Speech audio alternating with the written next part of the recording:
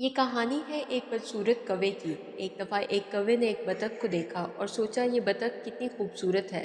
इसके सारे पर सफ़ेद हैं जबकि मेरे सारे पर काले हैं। उसने बतख से कहा, तुम कितनी खूबसूरत हो जबकि मैं कितना बदसूरत हूँ।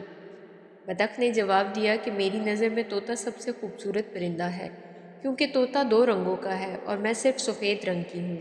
फिर कौवा तोते के पास गया और उससे भी यही कहा कि तुम कितने खूबसूरत हो जबकि मैं कितना बदसूरत हूँ।